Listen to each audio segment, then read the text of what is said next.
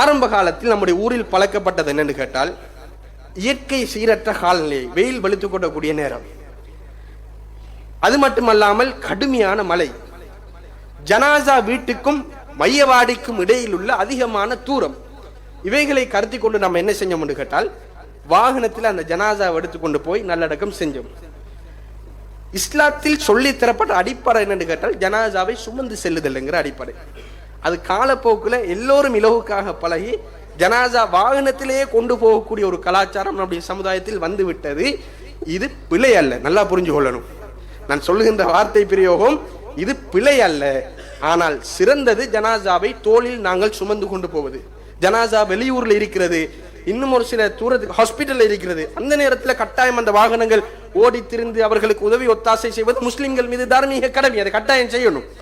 இல்லாமல் வீட்டிலிருந்து அந்த ஜனாசாவை கொண்டு செல்வதற்குரிய காரணிகள், நம்ம சுமந்து செல்லக்கூடிய வாய்ப்புகள் அதிகமாக இருக்குமா இருந்தால் தோல்ல வச்சு நாங்கள் சுமந்து செல்வதுதான் ஆகப்பெரிய அடிப்படை. அதுல பெரிய ஹிக்மத்துகள் இருக்குது. ஜனாசாவை கூட நம்ம போனோம்னு சொன்னால், ஜனாசாவை பாருங்க, ஒரு வாகனத்துல போறதுக்கும் நல்லா யோசிச்சு பாருங்கள். ஒரு வாகனத்துல ஜனாசா போய் பின்னால போறதுக்கும் அந்த ஜனாசா சுமந்து கொண்டு போகின்ற நேரத்தில் அதுக்கு கூட போறதுக்கும் எவ்வளவு உயிரோட்டமான வித்தியாசங்கள் இருக்கும். அந்த ஜனாசாவை கூடயே நாங்க போனோம்னு சொன்னால் மரண சிந்தனை வரும்.